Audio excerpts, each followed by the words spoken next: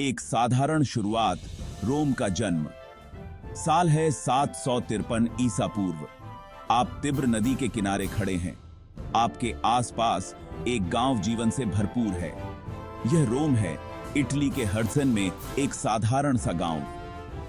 चरवाहे लड़के रोमुलस और रेमुस ने इस गांव की स्थापना की थी। किंवदंती है कि एक भेड़िए ने उनका पालन पोषण किया था। आप इन ग्रामीणों की आंखों में दृढ़ संकल्प देखते हैं। वे एक भविष्य का निर्माण कर रहे हैं, ईंट दर ईंट। उन्हें क्या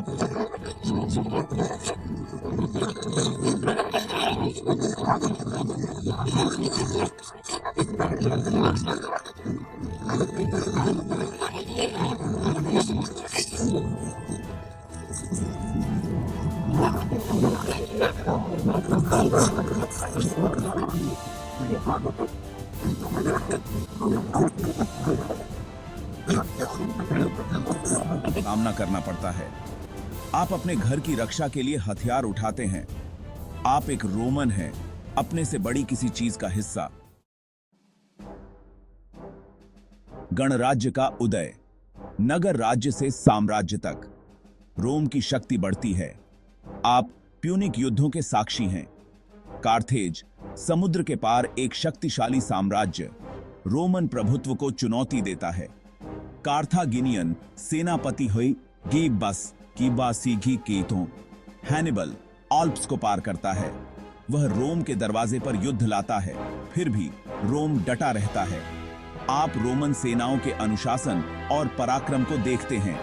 वे अनुकूलन करते हैं, रणनीति बनाते हैं और अंततः जीत हासिल करते हैं। कार्थेज गिर जाता है, रोम विजयी होता है। रोम अब भूमध्य सागर में प्रमुख शक्ति है, लेकिन जीत नई चुनौतियां लेकर आती है। पुरुषों के दिलों में महत्वाकांक्षा और लालच पनपता है। सीजर, महत्वाकांक्षा, शक्ति और मार्च की मूर्तियां। रोमन राजनीति में एक नई ताकत का उदय होता है। जूलियस सीजर, एक कुशल सेनापति, एक करिश्माई नेता, वह गौरव और स्थिरता का वादा करता है। वह सत्ता की, महत्वाकांक्षा की, रोम को उसके पूर्व गौरव को बहाल करने की बात करता है। गौल में सीजर की जीत ने रोम की सीमाओं का विस्तार किया। सीजर सीनेट को धता बताते हुए रूबिकॉन को पार करता है। गृहयुद्ध ने रोम को अपनी चपेट में ले लिया। उसे जीवन के लिए तानाशाह घोषित किया गया है। मार्च के ईड्स पर आप सीनेट में प्रवेश करते हैं। सीनेटर सीजर को घेर लेते हैं। उनके खंजर उनके टोगा के नीचे छिपे होते हैं। सीजर गिर जाता है। उसका खून संगमरमर के फर्श को रंग देता है। खंड 4, पैक्स रोमाना। ऑगस्टस के तहत स्वर्ण युग। सीजर की हत्या की राख से एक नए युग का उदय होता है। सीजर के दत्तक पुत्र ऑक्टेवियन सत्ता में आते हैं। वह ऑगस्टस श्रद्धेय नाम धारण करता है। आप रोमन साम्राज्य के जन्म के साक्षी हैं। ऑगस्टस एक चतुर शासक है। वह सत्ता को मजबूत करता है, सिविल वॉरों को समाप्त करता है और अभूतपूर्व शांति और समृद्धि की अवधि की शुरुआत करता है। पैक्स रोमाना। आप रोम की सड़कों पर चलते हैं। यह शहर रोमन शक्ति और सरलता का प्रमाण है। शानदार इमारतें, जल सेतु और सड़कें इस स्वर्णिम युग के स्मारक हैं। कला, साहित्य और दर्शन फलते फूलते हैं। रोमन साम्राज्य अपने चरम पर है। इसकी शक्ति बेजोड़ है। खंड 5, साम्राज्य का पतन, असंतोष के बीज और बाहरी खतरे। लेकिन एम्पायरों को भी अपनी शाम का सामना करना पड़ता है। रोमन साम्राज्य विशाल और विशाल कमजोर होने लगता है। आंतरिक कलह, आर्थिक संकट और अति विस्तार अपना असर दिखाते हैं। आप अमीर और गरीब के बीच बढ़ती असमानता को देखते हैं। भ्रष्टाचार और पतन रोमन समाज में रेंगता है। सेनाएं जो कभी रोमन पराक्रम का प्रतीक थीं, पतली हो गई हैं।